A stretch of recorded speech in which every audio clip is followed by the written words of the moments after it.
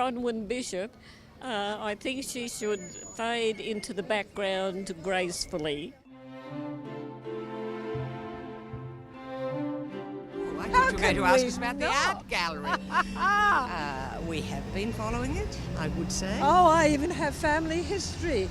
Her family, including Bronwyn, as a young girl, lived next door to my aunt in Roseville. Everyone who's in business or employed in politics or in commerce has written off as an expense that they've done something private and they put it on the public purse. So I'm not expecting politicians to be any more perfect than anybody else. Just makes me wonder how long her snout has been in the trough, really. And when you interview someone like this, I don't expect you to cut little bits out to fit the story. My aunt didn't particularly care for Mrs. Setright, Because that is really wrong. that was the mother, Yes. who was a bit of a scrounger. She'd knock on the back door and she'd say, I'm making a cake Tricia. and I've run out of eggs.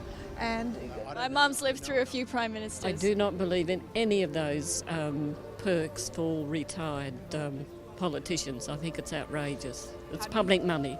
oh, wacko the diddle-o. Well, yes, we and knew enormous. that. We knew and that. it's huge. And I wondered but if she is that- entitled to it. Yes, she is, and I wondered if that's why she was hanging on to her position. Probably. Because if she retired as Speaker, she'd She get gets a X, lot more. She gets another and now whack. she's going to have to retire only as A mere member. humble member. Front bencher, I suppose. You can claim that against some of the very short-term prime ministers who go out on massive packages. It's just a perk. There was a moral obligation to what you did and not to take advantage of those situations. And I think sometimes our politicians forget that. But I do think people who are in the public life do sometimes get divorced from reality.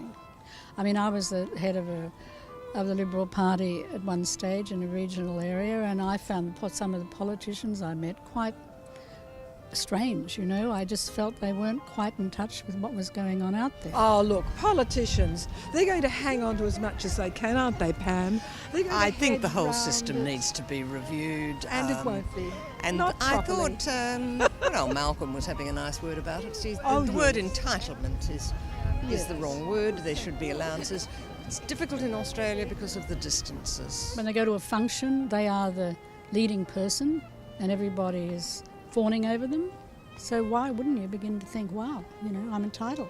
People were so proud to be Australian, but now they're wondering which way Australia's going and they're not enjoying what's happening at the It's moment. meant to be an honourable profession, and I don't know if you took away the entitlements and the retirement packages, you've got to wonder how many people would apply for the job.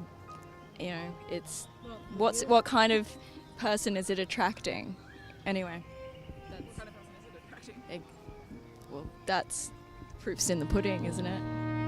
I'll bet you every politician is looking at his claims record and saying, oh, I overlooked that, I owe you $500, I owe you $1,000. They'll all be doing it, but the thing is no one will be putting it on the ABC.